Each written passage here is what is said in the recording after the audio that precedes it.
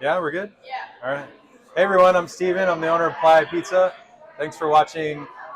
What's this called? Pizza and Politics. That's what it's called, Pizza and Politics. So we started this to help you get to know our local candidates because all politics is local. This is Commissioner Nicole Wilson. She's up for re-election for another 4-year nonpartisan term as our Orange County District 1 Commissioner. And I'm going to teach her how to make pizza, and then we're going to talk politics. See, politics doesn't have to be awful and scary. Here we go.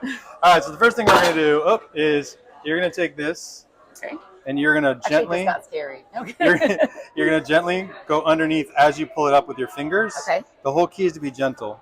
Okay, so I'll chop that up for you there. So go ahead and let's take our dough out. We washed our hands already. Yes, already scrubbed. Well, you're going to lift it.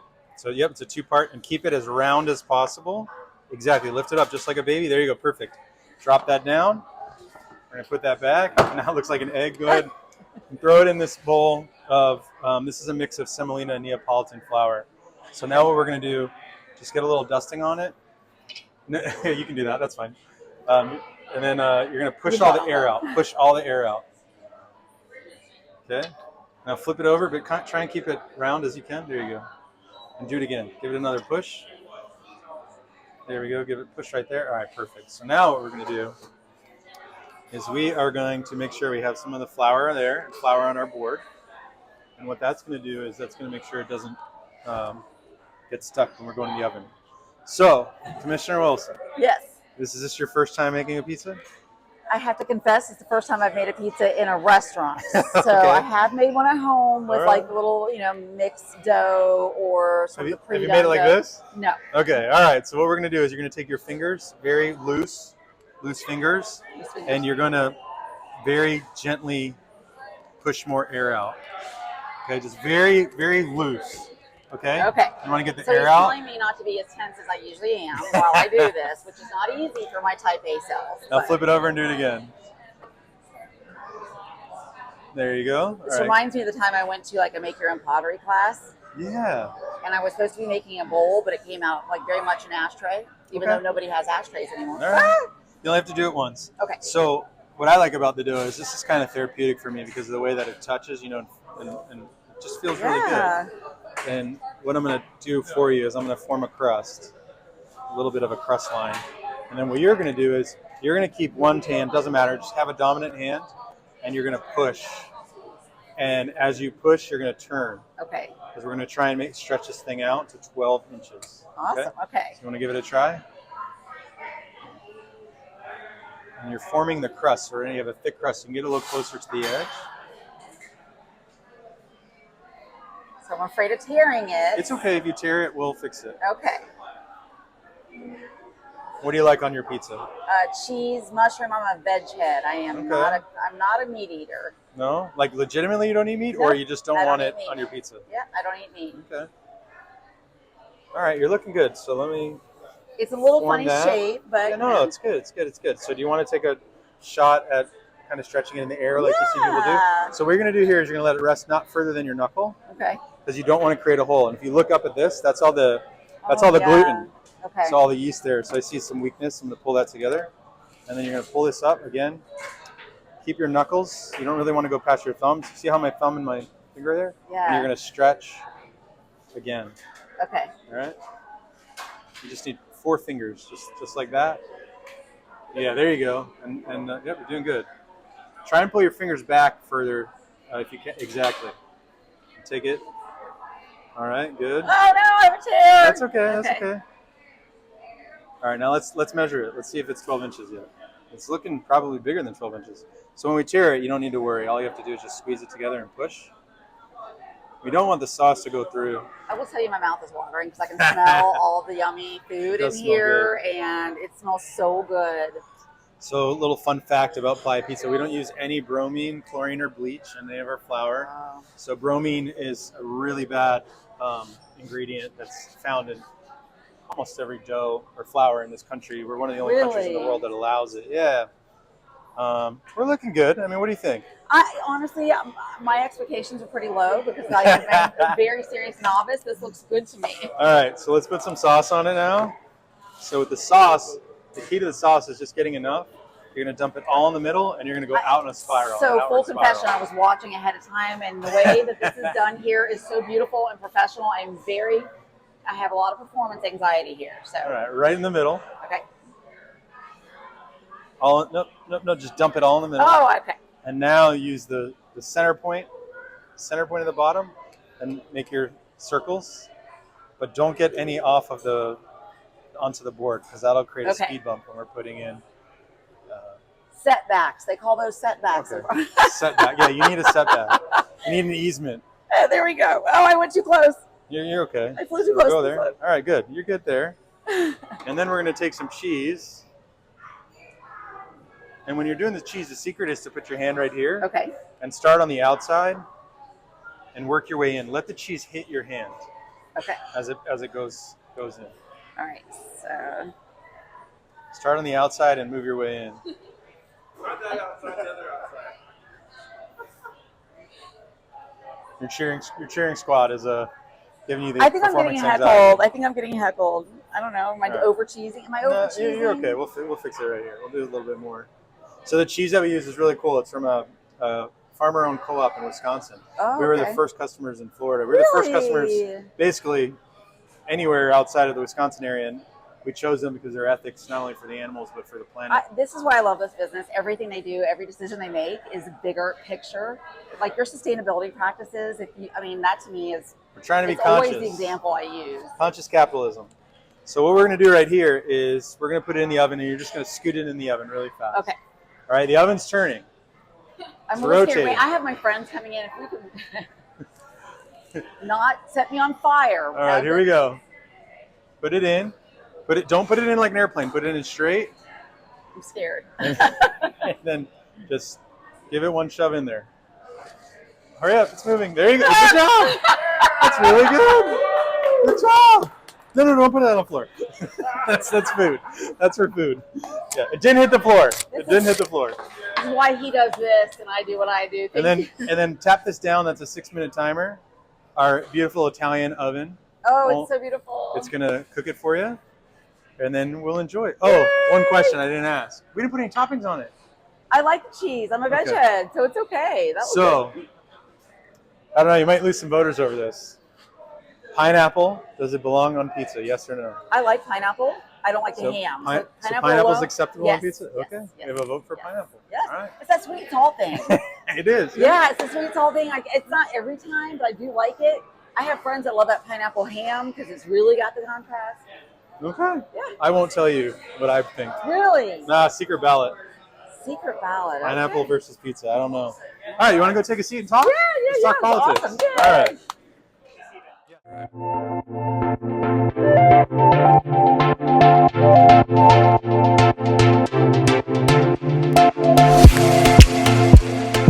fine, I'm holding it. Okay. So you're gonna just smash it down, go across, and then make an X. Okay. All right, ready? All right, now make an X. And then come through here. There we go. Look at that. All right, now slide it on here. That's awesome.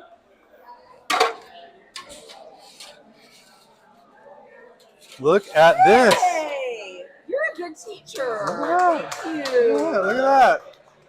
Okay. So fun. Commissioner Nicole Wilson. What do you think of your pizza? Honestly, it came out so much better than I thought it would, but it's because I had a very good teacher. There we go. Yes. So take a bite. I was going to say, but it's okay. Let's take a bite. Oh, this crust is good. Nice Look job. at this. Let's see your flop. Oh my gosh, look at that. This is no good. flop. Wow. Where's Portnoy? We need Dave Portnoy. Look at this. Is No what happens flop. when No you have flop. it. Wow. I think I left it over there. Sorry. Go look what on the table. Okay. Oh, that's good. That's good. See, this is the power of having a good mentor. It's the power of pizza, right? Somebody believes in you and tells you you can do it. That's right. I would never think that I could make this as my very first pizza. It's good. Good Playa Pizza. It's delicious. Good ingredients. Well, let's start with who are you? Where are you from? Tell me about you. What should people know about you? Let's start with that. Well, that's a lot because I am, 50-something-year-old woman, which means I've been here for a couple days. I born and raised actually in Gainesville, Florida. My father was with the University of Florida my whole life, so I was born on campus. Um, Both my parents believe in education, hard work. I'm such a grateful daughter.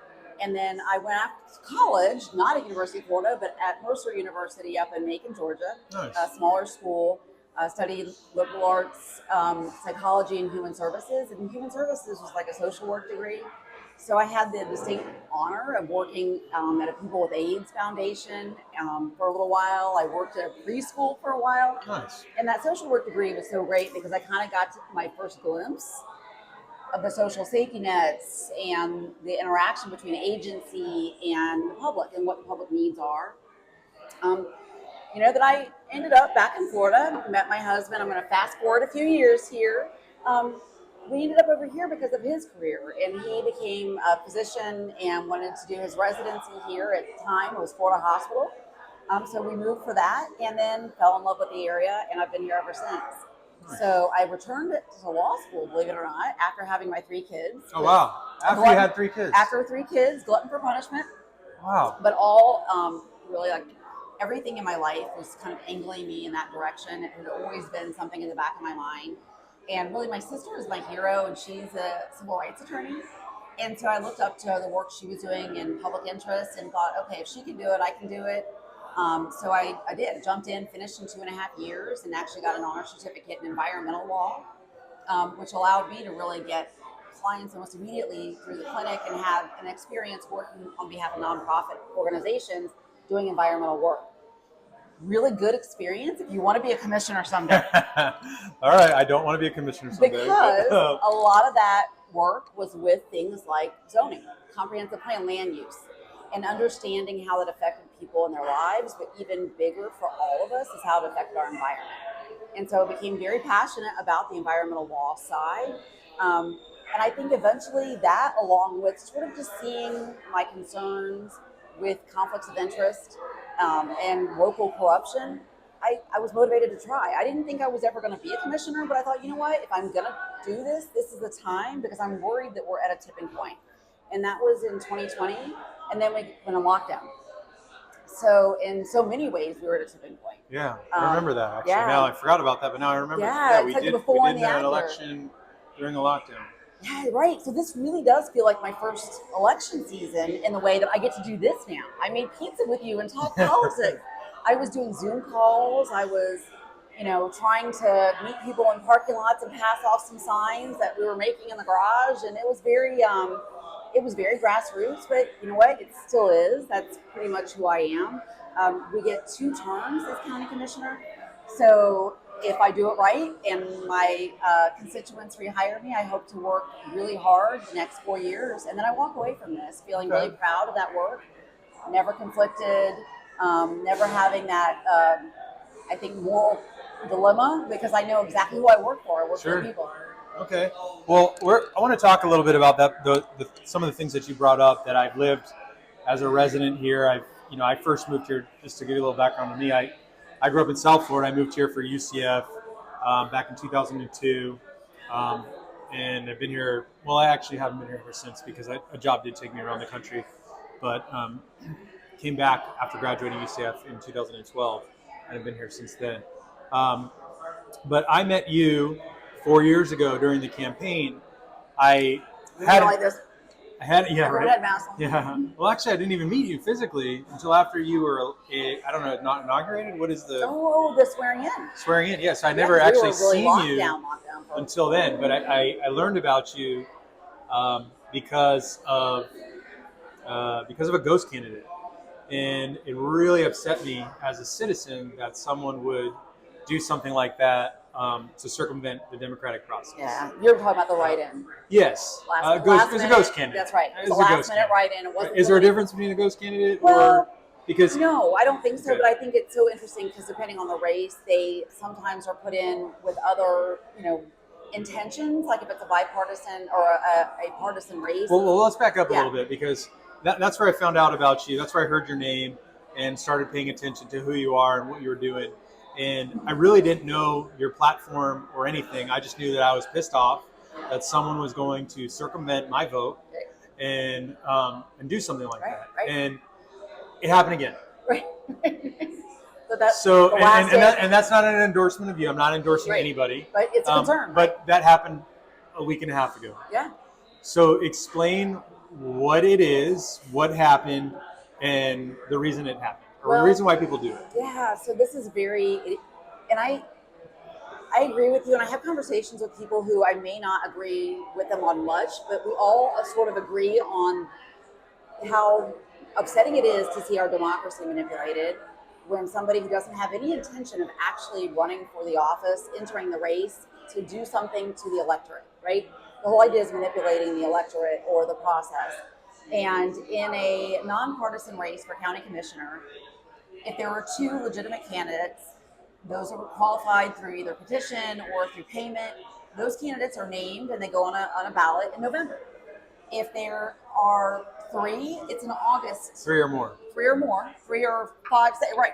They're August, and then there's a runoff that goes to November. And what's a runoff? A runoff is if nobody gets to 50% plus one. If nobody gets to 50% plus one, which if you have 4 or 5 people running in a race, that's going to be tough. It's pretty tough to get to that 50% plus one. So the county charter, which had never spoken to what a qualified candidate was, allowed a loophole for anybody who wanted to manipulate that August, November trajectory of the election to jump in as a write-in candidate. So they're never going to be a named candidate, right? This happened in 2020. That person was never going to have their name on the ballot. There will still only be 2 names on the ballot and a blank line. So there's no name on the ballot, but someone's able to manipulate the ballot because it moves to force a August election versus a November election. Correct. Why would someone want to force an August election instead of a November election? You know, I can't speak for just for in them. theory. I'm not talking about. In 2020, it was very clearly because I was a grassroots candidate with very little money in my coffer, and I didn't have any incumbency advantages at that point. You had never run for office before. I had never run for office before, and we were in lockdown. And so the opportunities to engage the public, to fundraise, to be able to get my name and my message, my platform out were very limited. So moving into August narrowed that window of opportunity. So that was the strategy 4 years ago. This go around, this is once again, potentially, if you think about the strategy, we've worked really hard in this county. A lot of citizens have worked hard to get some ballot measures moving forward in November. They're going to be on the November ballot. One of those is the rural boundary. And the rural boundary is a measure that will actually help people's voices at the Board of County Commission if there's a development plan coming forward outside the urban service area. It would require a supermajority vote of the county commission to change a development plan and to change a land use zoning. So this is something that's been really supported by citizens all over the county, but especially in these areas of rapid growth that see impacts to their rural lifestyle. And that measure is going to be likely on the November ballot. And being a champion of it then makes me somebody that I believe they thought, well, she's trying to link up with this measure. Let's remove her from the November ballot, put her on the August ballot so she doesn't get that advantage. But we're still going to have to vote in November. There's still an election in November, regardless. There is, but the chances of a county commission race with only 2 named candidates going to a runoff, because the third isn't really a third, right? The third is just a line, is very slim. So there's likely going to be a 50% plus one in August, and that'll be a done deal. So does this ghost candidate person, individual, group of people that are trying to manipulate the politics, does it not cost money to get on the ballot? Is that why there's no name? Why is there no name? Well, this is the sad part, is that I think the laws that were put in place for writing candidates, the intent was really good. They wanted an open process. They wanted to say, hey, if you can't do petitions and you can't afford to qualify through paid qualification, then there should be a third pathway. But the problem is that if that decision can be so flippantly used and so manipulated, then maybe the language needs to be a little more clear. And that is actually something they discussed in the Charter Review Commission over this last year. I was just about to ask you, isn't that a It question will be on the ballot? one that of we the need ballot questions. It's So- closing that loophole. Okay, So so ironically, as this will be the citizens, last time. well, if it passes. If it passes. It's So gonna be as citizens, we now have an August election That's that we right. need to do, and we have a November election. So we're costing our county more That's right. to have an August election to set up all these polling places for someone to play a game to try and prevent a November election. Well, So there was then gonna on be an August November, election anyway. But Okay, here's the part good, that I all think right. there was going to be an August election anyway. Because what was going to be on the ballot in August? well, this is the other part that is a little worrisome for those of us that are nonpartisan. I have a nonpartisan position. Many Floridians who are NPA, which means they don't have a party, they don't think they have a chance to vote in a primary because they think that is where the parties narrow down their list. So if I'm an NPA voter, I assume the August primary, because you keep hearing I'm already cut out at the state level. The state doesn't allow me. I don't have anything on it. So as a state, we're funding private parties, which are political parties. We're funding their membership drive, if you will, their convention, if you will, right? Yeah, Who do they want? I hate it. I hate that. And we're so if you're an NPA, you now have to vote in August, but you may have a very small ballot compared to someone else. That's right. And so I think people don't show up as often. It's really important that people know. Is that the angle? That is. That's people don't show up. People don't show up. Or Okay. there is the voter turnout is typically fractional compared to November. Now, the thing that I want to say, because ultimately I believe in democracy, is that if you are reminding people in your world, if anybody out there is reminding people about that August ballot for MPAs, you've got to show up, because the other measure that's going to be on the August ballot, besides your nonpartisan races, right? So your school board, your county commission, is the OCPS's half penny. The half penny. Which So- we've had. I was in UCF, I believe, the first time. I was a student at UCF the first time that came to be. And I know that's not your race, and I know it's, but we've renewed it once. We've renewed so this it is the once. second renewal for that. That is, and it's something And that's for OCPS construction. Exactly. I was going to say the thing that I support OCPS in this measure, in this tax measure, and you know me, I voted no for our transportation sales tax. I voted no for, it is for me to support any additional funding out of people. Sure. You better prove it to me. But we need schools here, I've especially in this part of town. got three graduates of Orange County Public Schools who all went through after that was put into place, and two of them got to walk into brand new schools. They had smart boards. They got and we know the struggle before then. And if you go into jurisdictions that don't have that funding for their schools, their facilities are just depleted. Now, that doesn't solve our problems with Sure. teachers. So that's a whole different conversation.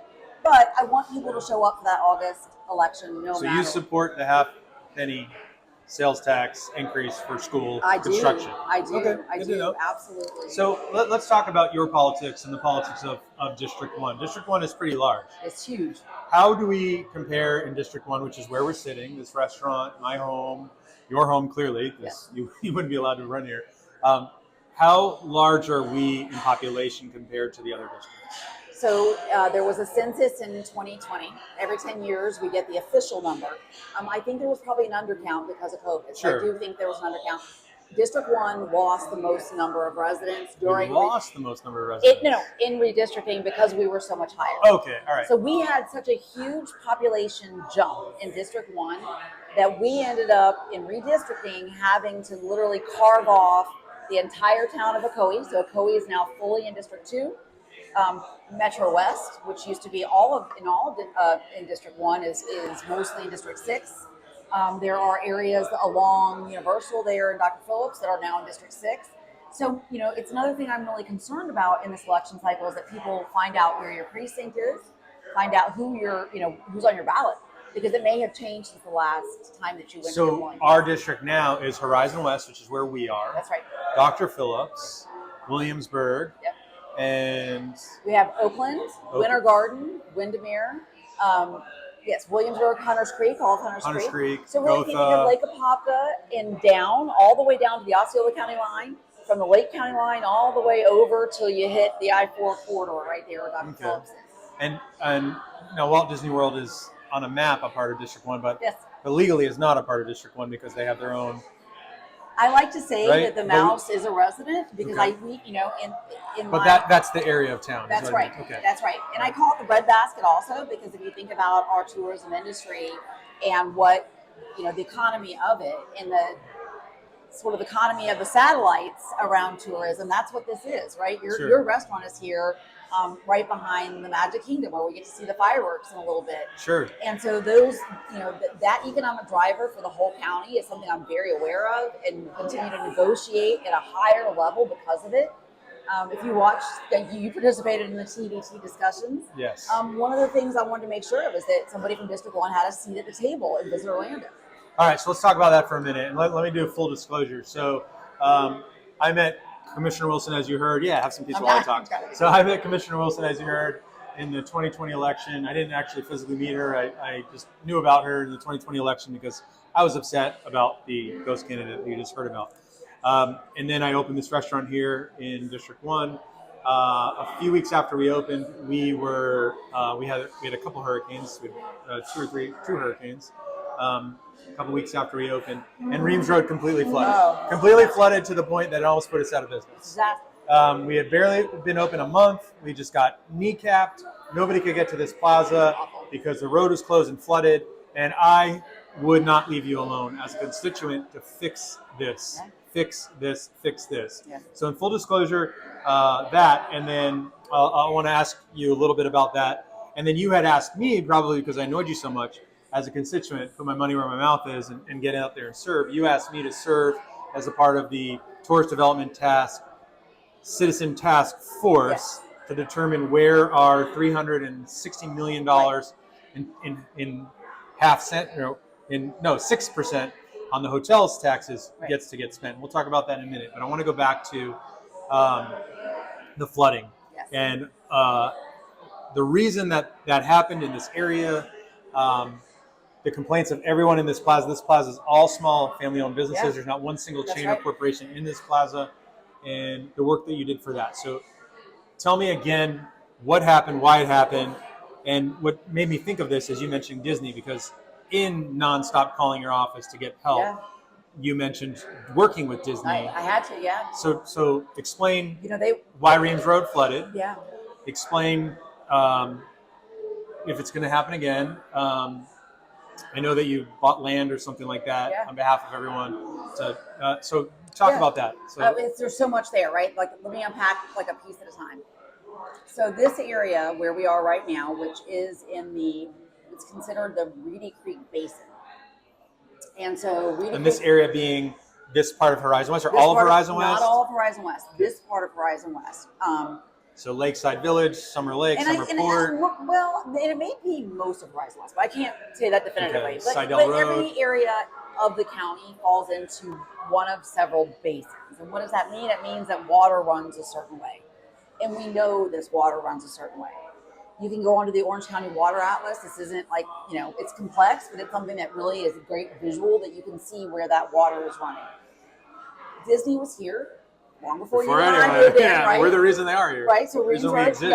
Reams Road was coming this way. So, I'm not saying that was something that was part of necessarily the impacts when I say the next thing I'm going to say, but we do know that after Disney was there. My first day on the job, sorry to interrupt you, first day on the job in 2002 at Walt Disney World, I was going down 535, it was a 2-lane road, took a left on Reams. I thought I was lost because it was all trees everywhere. I called the Walt Disney World operator and I said, I am lost. I don't know where I am. I need to go to Traditions. And they said, keep going. You're right there. Yeah, you're right there. This was the back way. And here it was. And these are all oranges. Right. Where my home sits right now was an orange grove. So it was Orange Grove there, but where, in between was wet. So Reams Road was here first. More than 50 years. It's been here for a very long time. Okay. But the reality of it is that Reams Road was probably underwater a little bit here and there, maybe during some of the storms back then.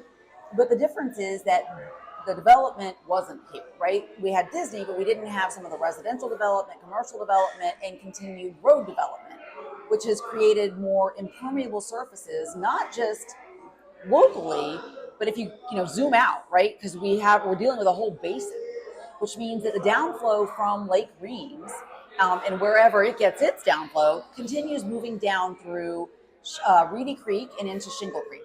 This is the headwaters to the Everglades right Sure. here. And so what we know about wetlands and these water bodies, even if they're not super visible to your eye, is they will find each other.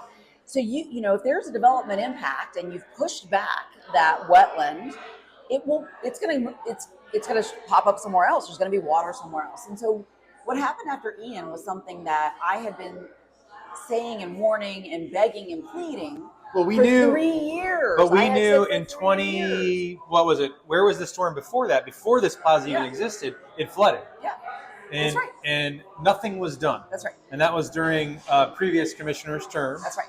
Well, and even then, right? So there was several development applications that came forward where entitlements were given.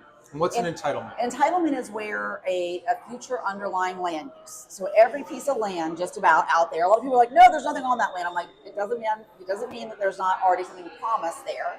So future underlying land use is part of our comprehensive plan. It provides some kind of a promise. That's to the the owner. master plan. So you It's can a see comprehensive Horizon. plan. What's different between a master plan and a comprehensive Because plan? the master plan of almost Horizon makes it West? sound the master plan is just Horizon West, whereas the master plan for Horizon West fits into the comprehensive plan. I got it. So that comprehensive plan is for all things, but the part that we're talking about with entitlements is future underlying land use plans, right? So every single parcel, it's not zoning, that's a different thing, has a future underlying land use. And so when it gets put into whatever that is, right? Let's say townhome or single family, the owner is then essentially guaranteed a certain amount of profit. And so when that happens, when those entitlements are put into place, that owner is like, okay, then I know the minimum amount I can make on this land is X. And so because it's commercial versus agricultural versus residential versus multifamily. Correct. Which is why, our rural communities really struggle because we understand that the future underlying land use cheap land is agricultural.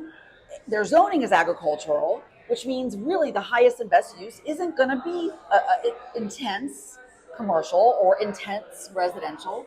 So yes, then it's sold to somebody who thinks, well, I can just work that system and get the future underlying land use changed, which is what had happened for years and years and years, where they came in, developers, landowners came in and said, we want the future underlying land use change, and it goes through as a text amendment, and then that entitlement is put into place. And once that entitlement's there, we can't downzone. We can't take away that entitlement because that's takings. Of course. Right? And we know the Fifth Amendment. Yeah, we're not doing that. The Fifth Amendment says that that's your property. And in Florida, we have an additional layer of protection on property rights, which is called the Burt-Harris Act, which means that it's an even higher threshold for highest and best use. So let's say I have something regulatory that affects your property right. I say to you, you're only going to be able to use 1/4 of an acre on there because I found out there's some very special indigenous species of plant that only grows right there. And you feasibly could go to a court of law and say, well, you have stripped me of my entitlement, my property rights here, and the highest and best use on Burt-Harris would have been every square inch of this would have been a townhome or whatever it is. And you potentially could have a case. Now, we put regulations into place to try to balance that, right? The more places we can say, we know that's wet. We know there's a gopher tortoises. We understand that is going to, that this is a, whatever the hazard might be, whatever the environmental protection is, if we put those into the comprehensive plan, then it allows us to say, okay, you only have 4 developable acres there. And then we can start those negotiations, right? What are those 4 acres? So how did that flood Reams Road? What flooded Reams Road was and you saw us out here, right? I came out here with the public works director. And I was so angry and involved because the county had 4 years to plan and prepare and hadn't done anything to mitigate other than shut us down. Well, quite frankly, they hadn't touched, and I mean changed, in any substantive way. Wetland code for wetland protection, the way that we do formulas for how we're retaining water on development sites, they hadn't done anything with it in 30 years. Wow. 30 years. No one thought, you know what we should do? We should look at the way our volumetric changes in rain. We know there's something different going on with rain, with climate change. Sure. That the volumetric pressure, that what we're getting in an hour in the summer is different. Now, you don't have to be a scientist to know that that's happening, but the scientists do. We have studies that have showed it, right? So these are things that have data driven. The county has this data. County showing now this in has the this county. data, but they didn't until I got into office. Because one of the first things I said was, I'm going to show you all the places in District 1 that people are feeling water impacts. And I got with Public Works again and again and again, talking about what are we going to do. We're continuing to create these impermeable surfaces, which is then sending water down into these basins. We have nowhere to store it because we're continuing to impact our wetlands. And our wetlands act as our storage. They're our sponge. Anytime we clear trees, even if it's not wet, our trees are storage. That's our sponge. And we hadn't updated our tree code in 30 years. None of those things have been updated, Stephen, in 30 some odd years. So all of that has changed in the last 3 years.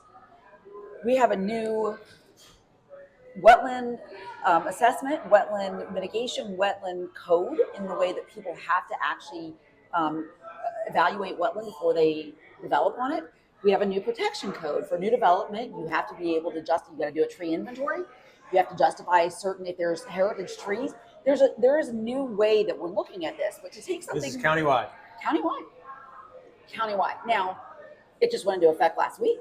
Okay. Like literally last week. And I've been working on it since day one. I walked into this office working on that because I came from an environmental world.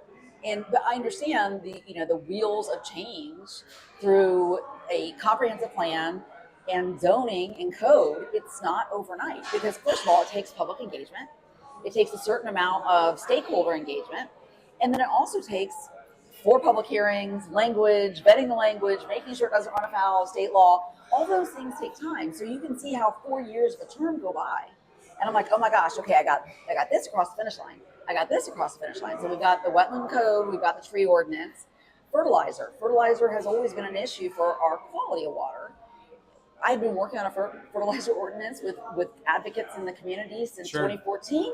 We finally got that done in 2023. I got rid of professional fertilizing at my house when we found out what it does to our lakes and Everglades. And listen, I'm not advocating for that because I know those businesses, they're struggling also, but find one that really does obey the law, that there's a summer blackout on the phosphorus and the nitrate, because we know that that's what's creating our algae, right? These are things we know. There's science behind it. This isn't us attacking a business. Sure. And they can still come out and do other services. So there's really very viable, good business. So I think the part that I want to try to make sure that we understand, looking at Reams Road in particular, is that by the time I walked into office, there was a plan for how they were going to expand Reams Road. We know that this is a failing road. It is literally gridlocked like for hours a day. And we know that it's a major thoroughfare for anybody that works at Disney or lives in the Horizon West area, and it needs to be fixed yesterday. I believe it was supposed to be done, meaning like a 4 or 5 year construction project done in 2022. We'll get to that in a minute. There have been a number of different timelines. Okay. And I'm not, I have struggled with pinning down exactly why this has taken as long as it has, knowing that we know everything now, we knew then. Because I think after Ian, one of the things that I absolutely demanded of our traffic engineering and public works was that we have a proper amount of water moving under this. Are we elevating this? Is there going to be, are we doing that in a way that will not impact properties like this one, like people's homes? I think I saw them here every day for about a month and a half. That's about right. And I know it didn't make things better, right? Because it should have been done. It was frustrating for me because I feel like there are, to see something that we knew was coming, and that I sounded like Chicken Little. The sky is falling. The sky is falling, and I kept saying we're creating more runoff, and we're not retaining anymore. We're destroying more wetlands, and we're not retaining anywhere else. And it's a problem, and I'll tell you, this is a statewide problem, Stephen, that I will continue to talk about, because I think when you have your state representatives here for this podcast, ask them this question. The state doesn't require or doesn't allow us to require mitigation for wetland loss in county. How come? Because it's a racket, it's a scheme. So there's private interests that actually do wetland mitigation or credits, and you can buy and sell credits. So it's a land use scheme. And so as long as you're somewhere in the basin, they don't care. Which means that along this area, some of these wetland impacts that have happened to this area that really needed on-site mitigation, right? We needed to say, we have to keep this wetland right here to hold this water here. They didn't have to do. And if I argued it to the BCC and said, please, can we just do this? They can say, well, we can take it back to the applicant, we can take it back to the developer, but under state law, we can't demand it. So I've had some success in getting on-site wetland mitigation, and I can, anybody that's ever curious about it, I can bust out my map and show you, because there are developers that want to do the right thing. They want to give you a good product, or they live here and they were born and raised in Florida, and they're like, yeah, I get it. We don't want to. So they will literally do on-site mitigation and carve out a buffer in the wetland area. Some will say, no, I paid my mitigation credits. And I'm like, but that's Osceola County. That's going to a wetland in Osceola County. By the way, God is not creating any more land. Sure. So all that's doing is moving this into protection so we can develop on this. So to be fair, you said it. There are good developers out there. None of us would exist here without development. That's right. Or developers. No, This that's plaza right. wouldn't be here. My house wouldn't be here. It was an old orange grove.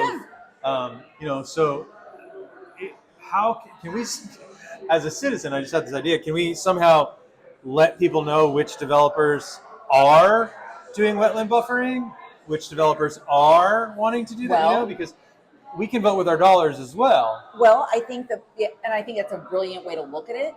Unfortunately, a lot of these are sold, right? So the developer, if you go around the corner here, there's a pretty well-known national home builder that's operating in an area that we know is wet, that had really bad. I remember when that was voted. It was very a contentious. Clear wetland that was approved 2 administrations ago. No, it was the previous administration. Yes, okay. and I was a citizen at that time that just came up to the mic and spoke. And that is the other flooding intersection, which is a major problem over in Fayette, Reams, and Summer Lake. That's right. That area. At that time, that applicant has since sold, and I believe even sold again. And so that is part of the issue is, So the people building homes now aren't the bad guys, because they're not the bad guys. The people who cashed out are the one. They didn't have to do any wetland mitigation. They cashed out and they're out of town with their profits. And even in their defense, because I'm not interested in making villains out of people that may be listening to this one. Wait, we're still trying to do the right thing here.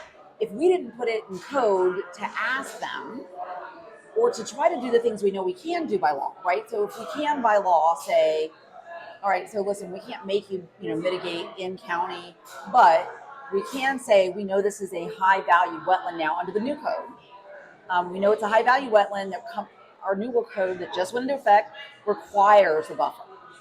Then we can work with you on how, if you worry about that affecting your bottom line on the intensity or density here, we can work with you on a site plan that makes sense. But without that bargaining chip of having an updated wetland code, we had nothing.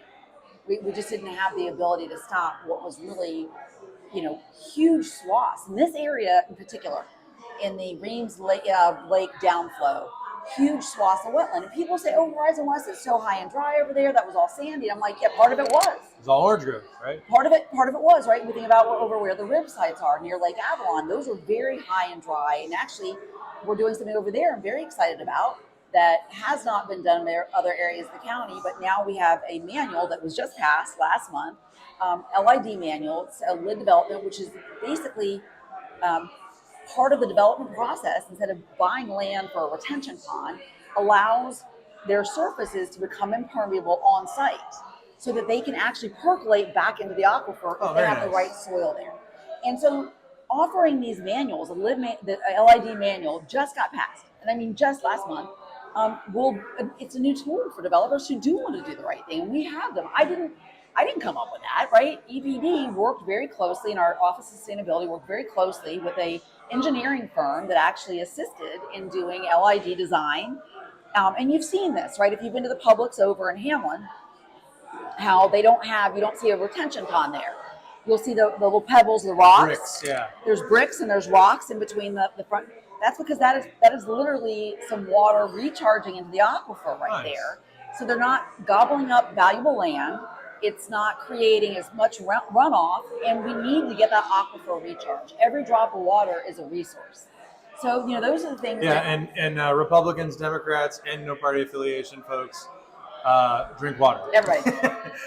So okay. Yeah, no, and I think, that's good. I don't know if you even know this. One of the things I'm really proud of, and I rarely get a chance to talk about it because I think, people don't go down this rabbit hole as far as I think we're getting to go here. But over here in Horizon West, we were able to open the first water treatment for reuse plant that we've opened in the county in like 28 years. Oh wow, where's that? It's Hamlin, so it's really close to where the regional park is going to be. Oh, that's right. Yes, out when there. you're driving have, from that's Walmart, right. you can see So it. we have county wells, but we also have the highest probably technology available, really cutting edge technology available for water treatment there. And so the idea is the more water we're able to treat through our system and then get back into the aquifer through natural percolation, the longer we're going to have our actual water supply. So, and it's very exciting to see that investment right here in District 1. Sure, that's cool. All right, so Reams Road flooded. You gave a great description of all of the legal and county things that we have going. Is it going to flood again this hurricane season? Yeah. I mean, Don't tell me that. I would be like the most politician ever if I was like, no, it's going to be a dry one. No, I mean, I don't know. I think there's a chance. We've done some things that I'm hopeful about. Okay, let me tell you that. So what have you done over there? So one of the things that we've done, and I think you sort of mentioned it or alluded to a little bit, is that we've invested $100 million across the county, but we have 7 in process just in this sort of area of Orange County. Conservation land acquisition. And so conservation land acquisition, we think parks, we think open space, and that's true, right? We do have some that are passive parks and passive recreation, but some of them are just literally for preservation. And some of them have wetland and buffer upland, because upland is just as important because we don't get to keep the wetland without the upland, and for biodiversity. And so we have 2 right along Reams Road here that the hope is that along with additional mitigation, the county has assured me that they have done additional storage, man-made storage. So I'm hopeful, but until we get the road elevated, I don't think we're out of the woods. And that is something you've seen the date change and change again. I'm not going to let them blame my residents for that, because we went back to them at some point last year. I think you came to the meeting, right? Yes. That we did. And residents were very concerned about the loss of wildlife through here and a wildlife corridor. And if we were going to, because the wildlife follows the waterfront. That's right. And so they had plans for a regular culvert, to allow the flow. So we're going to increase the amount of volume that we were allowing to go down, which presumably would help with the flood mitigation. But it was really concerning that we were not getting the animals that needed to get up and out of the water safely through. So they did redesign a box culvert, and they're not saying that's what delayed it. I hope it's not. They should have done that in the first place, right? So it's actually a larger opening, which will presumably be wet and dry for wet and dry wildlife. So really, it's going to be one of the first sort of wildlife crossings that we've built into a plan. But the other part is that they, unfortunately, because this area was not part of, I don't think, any long-term CIP, there was bits and pieces out there that were already sold off to developers. So now the county is playing catch up, trying to get back right away and buy back right away for the road acquisition to do the expansion or do the improvements. And I, as recently as a meeting last month, I said, well, if you knew that there was going to be additional dwelling units here, which once you get that comprehensive plan update and there's additional dwelling units, you need the right of way. That should be part of that process. And it's not, it hasn't been in the past. It will be in the future.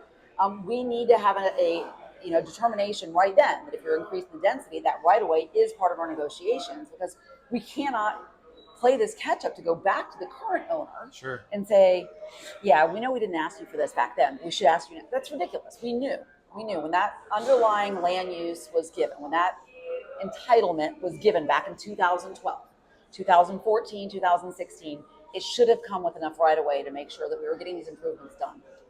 So have all the right of ways been procured, do you know?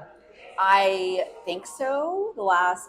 They have been coming through the BCC, which means that when they get those, the BCC is the Board of County Commission. We have consent agenda items. One of the things I do every 2 weeks. We're on a 2-week legislative cycle, which is really cool, but also a lot. It's a head spinning amount of information. but I am a fast reader, so I go through the whole thing. And one of the things I do is I pull out anything in consent that is pertaining to District 1, especially the land use type things.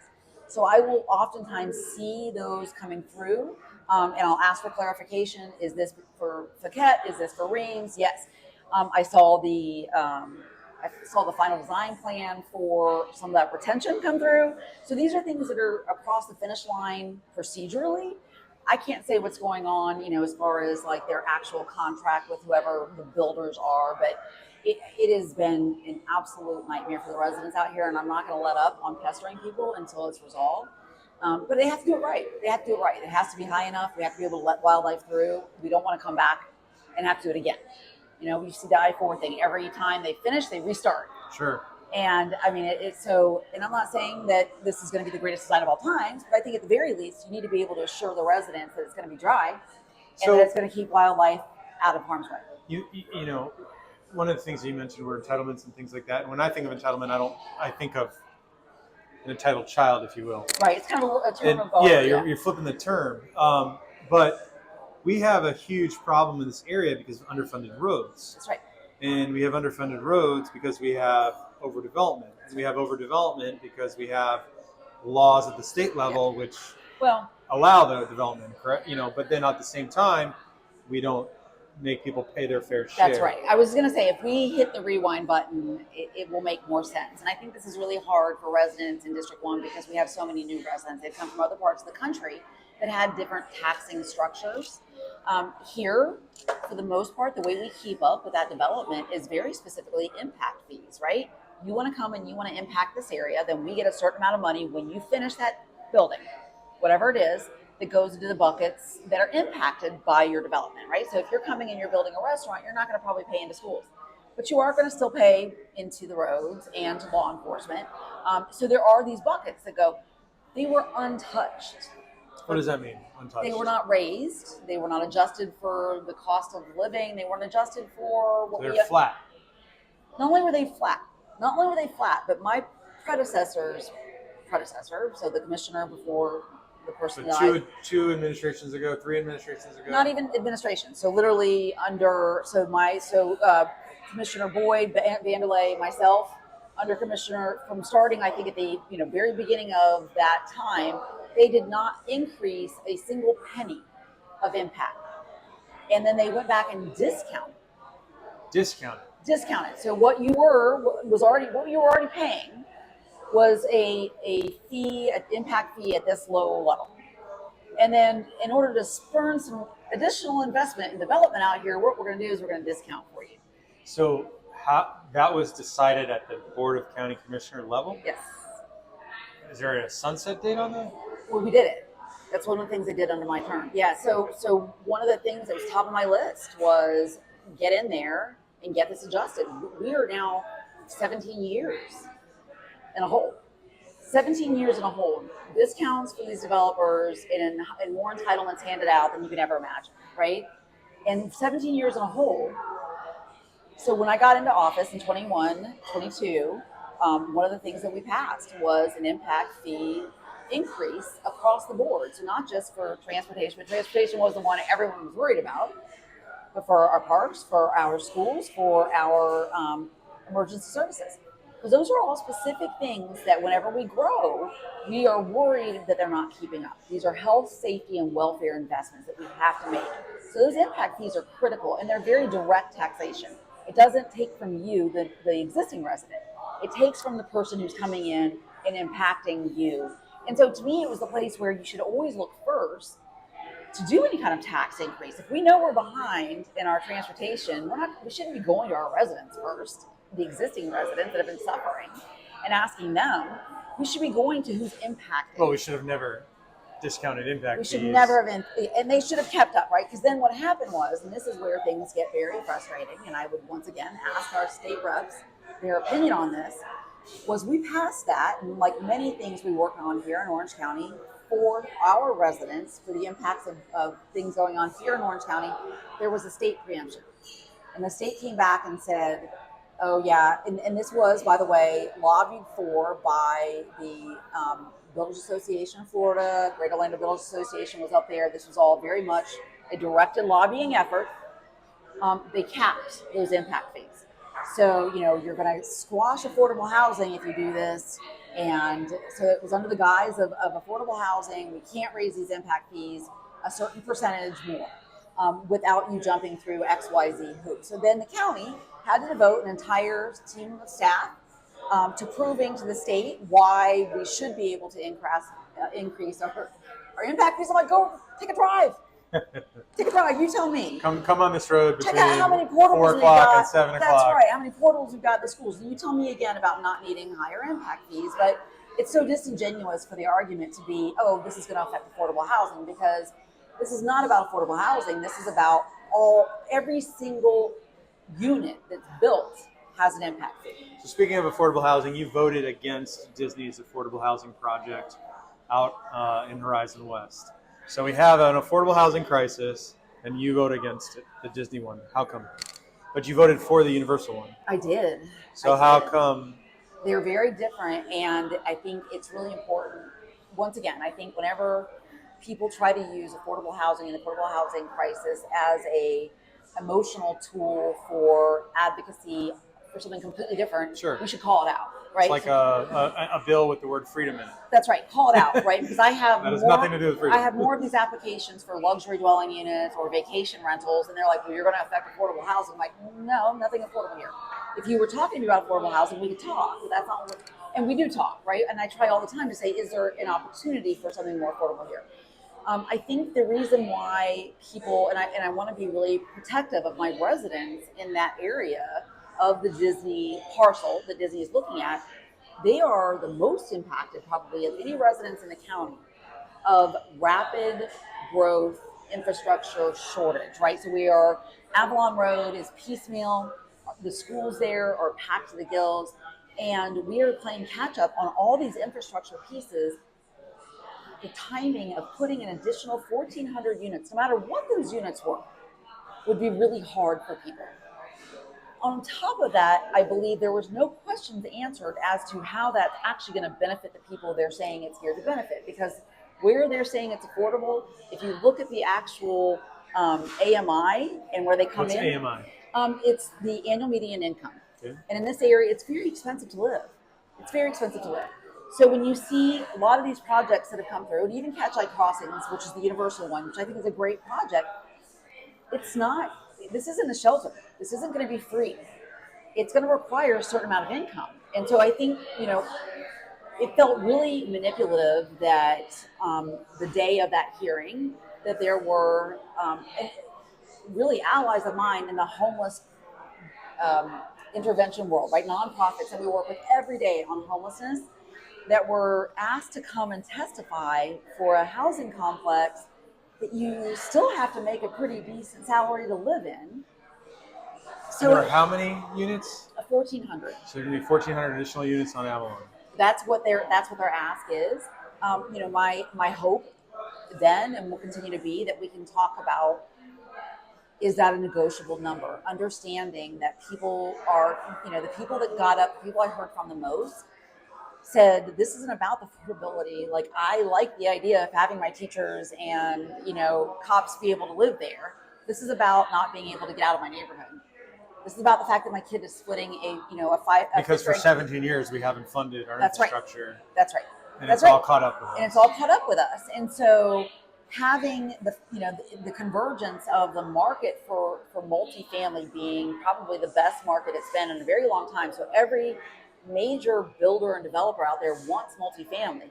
Having that come at a time that we have allowed this stagnant tax revenue for 17 years, it is a very tough pill to swallow for any development that comes up. So what ends up happening on Tuesdays, and I think you've seen this, I have residents that come almost every time, and I love that because they can actually describe what they're going through. And they can say, this has impacted me this way. My neighbor's daughter got hit by a car because the sidewalk ends right there because you still haven't finished that sidewalk because it was part of the next phase. Those are things that have nothing to do with whether or not you like an affordable project near you. It's not about being NIMBY-ish. It's about the livability of any community. And so the idea of, making a motion for denial that day. It wasn't a motion for denial of affordable housing, because I think Sure. affordable housing, in order to be successful, has to come with more than Also, just, the definition of affordable wasn't there. it wasn't there, but it also So- has to come with more than four walls and a roof. We need good transit, because we know that otherwise you're making people car poor. If they have to have a car, they have to have car insurance, they have to have a parking spot. And by the way, that was one of the strange negotiations.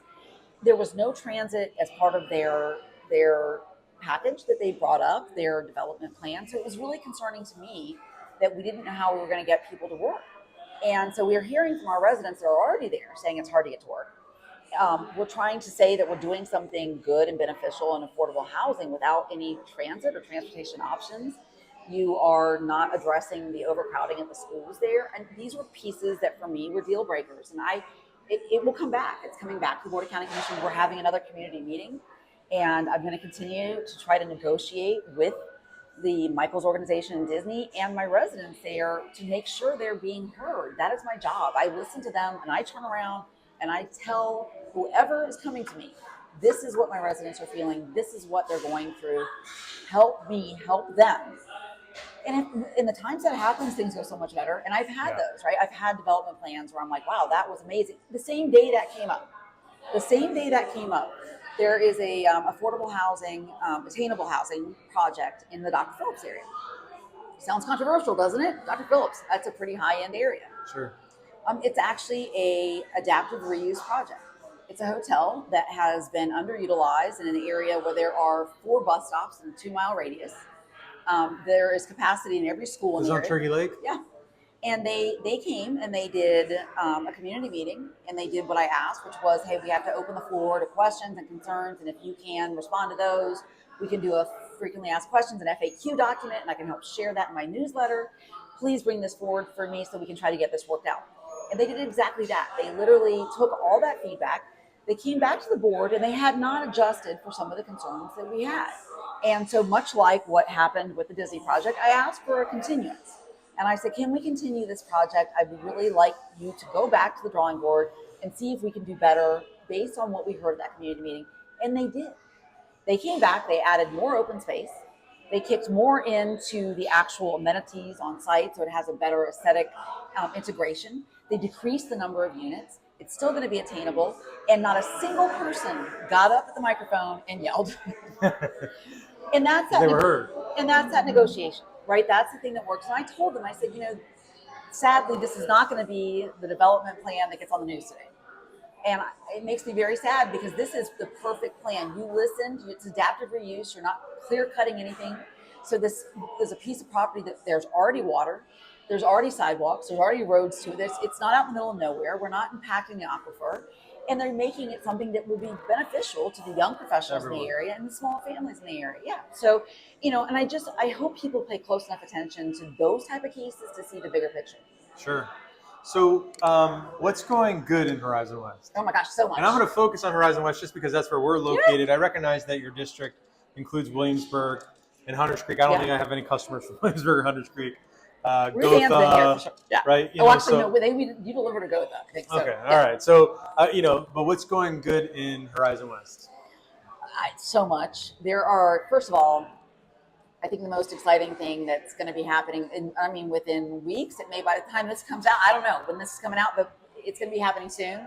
We're breaking ground on the library, which I know for some of my residents that have been here since my first term, was a little bit of a fight the first year because no one wanted to beat us to the punch, but it was like a wrestling match, and we've got it. So they're going to be breaking ground, and then they said that that's going to be like a year project from when they break ground to opening day. Wow. And so that is such an exciting thing. We've cut ribbons on 3 parks in the last 6 months. Part of the goal out here is to make sure that every house has a park within walking distance. It was part of the negotiations with some of the developers, but it's also a place that now we're looking for more adaptive use of pocket parks. So I think that seeing those coming up and people are like, what's going on in that corner? I'm like, that's going to be a park. It's going to be a park. Stay in touch. There's going to be a trails program, which will hopefully connect the West Orange Trail through Horizon West. We have a lot of residents that love Horizon West because it does have these beautiful new neighborhoods. They've got their close community park, and they love their school, their brand new school. But they love using that West Orange Trail. So the idea of being able to connect people to the West Orange Trail and then ultimately to the Shingle Creek Trail Very nice. is the goal. And we actually got matching funds from DOT on that, and that's going to be it's a master plan for trails. So that's something that I'm really, really excited about. I think seeing the small businesses here. We were very concerned and continue to be concerned about the opportunities for small businesses because when you see newer communities, a lot of times it's businesses that can endure the punches, right? It is a punch after a punch for a small business owner that sometimes the second punch takes them out, whereas a large chain can absorb some of that. We're starting to see some more of those smaller businesses and very needed things come online. I spoke to a friend that's opening an aesthetics clinic out in Horizon. Look right there. This is so cool. That was like people are going downtown for these type of services. And so I think understanding that all of those small businesses, all of the parks, everything, it gives us what I think is the ideal makeup for the perfect community, which is the work here, play here, school here. That is what we want, right? We don't want people to have to go out of their community because then they're back on the trafficy road. We want them to be able to hop on their bike or walk to it and go to their closest small business, go to their school that should hopefully be in walking distance. Very nice. Very cool. So what should everybody know either about Nicole Wilson or about our area or about your role as a county commissioner? Wow, that's a really big, wonderful question. What I want them to know about me is that I am unbelievably passionate about this job because I think this is my home. I raise my children here. I love it here. I don't want anybody here to have anything less than what I've had, and I want to continue to build that quality of life. And so my motivations are really clear and pure. I'm not beholden to anybody. I was really proud of the fact that in my first election and in this election, I don't have large corporate interests, no one backing me that is deep pocketed. I'm not saying it's easy because you don't see my signs every 2 feet. You're probably not going to see any television ads. Oh, we didn't the first time either. No, and you're not going to because largely I'm a grassroots. It's a local candidate, and I think if you have a local candidate who's got a couple $100,000 in a pack, ask them who they're working for. Ask them who they're working for. If you look at my donor list, it's families, it's some of my kids' old teachers, it's the old boss I had back when I worked at the so there's it's a very different type of thing, and I think having that representation is critical because I think in local government it is the closest to the people. Sure. It should always be as basic as that. I think if we make it as convoluted as what we see on those other levels, then it never gets to be purely democratic. And it's why I jumped in 2020, but it's really the same message now. I mean, we're looking at another write-in candidate. We're looking at, what feels like a lot of misinformation based around that rural boundary. We're looking at what I feel like is going to be probably a long slog to get to the truth. And the truth is that follow the money. If you have somebody that owns land out here and is flipping land and did it as a commissioner and is still continuing to do it and they're backing your guy, I don't know if that's the guy that's going to push back on development for you. I don't know if that's the guy that's going to call out conflicts of interest anywhere because that's a conflict of interest. And so what people should know about me is I don't have any conflicts of interest. And when I'm done here, I'm done. I don't have any. I think there was rumors going around that I was running for something on this next level, and I'm an attorney. I get to make more money in private practice than I would be here. And so to have the opportunity to serve while I can and do my 4 years and get those things across the finish line that require that amount of time is why I'm doing this. And I'll leave it all on the table, and I think it's something really important. I think transparency is everything. So if any of this feels like it doesn't make sense, I'll continue to talk about it. I know a lot of it was dry, right? It's it feels kind of dry to talk about land use, but people need to know. So I will continue to explain it for as long as they'll let me and do the right thing every chance I get. Very nice. Very cool. Well, I want to thank you for your time. I want to thank you for your family's time and your friends' time. And this was so fun. I had fun making pizza with you. Oh my gosh, it was so good. It's a good looking pizza. It's a good looking pizza. You had no flop. It's so good. That was, you know. And now I have some for lunch tomorrow, but I'll tell you, I even had pizza before I had the pizza, so I kind of cheated a little bit. Very nice. It was so much fun. A pleasure. And thank you for doing this. I think Thank it's you so so important much. that you're making it a fun conversation. I'm trying. My whole family's here. The whole point is to show people how politics are local. You're a neighbor. That's right. You know, the federal folks we're never going to see. That's You know, we're never going to see Joe Biden or Donald Trump That's right. around here. We're never going to see Marco Rubio or Rick Scott around here. You know, so I hope that people learn and understand and most importantly vote. And now they have to vote in August and November. Please, So please. August and November. It's so important, and you know, and I don't give up on anybody, right? So I always say, if it's the first time, it's the first time. Just go do it, right? Get yourself registered. This is going to be a different election year because we have a different supervisor of elections. We have an appointee, for better or for worse. But I think it's really important that you check your voter registration. Look where your precinct is. If you are someone or you know someone who does vote by mail, right? So my elderly relatives do vote by mail. I vote by mail. It's very convenient. You know, I love it. I already checked. Yes, I was going to say, remind checked. everyone to check.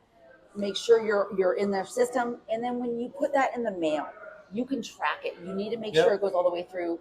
You know, I was on canvassing board and got to see a lot of ballots set aside because people were aging, and this broke my heart. And as you age, your signature just changes. So I always encourage people every 10 years, go in, update your signature on record, because the canvassing board sits there and tries to evaluate. Now, we got trained to do it, but you could tell some of that was because they were elderly and they were getting challenged more than ever under the new law. And so just to make sure people aren't losing their voice, get those elderly relatives to update their, make sure they're updating their signature on file. Remind everybody, check with your supervisor of elections. Great. Well, again, thank you. Thank you. You're watching. Thank you. And I guess we'll see you around town exactly. and get to know you. Well, I love this series. It's awesome. Thank you. You're welcome. All right, cool.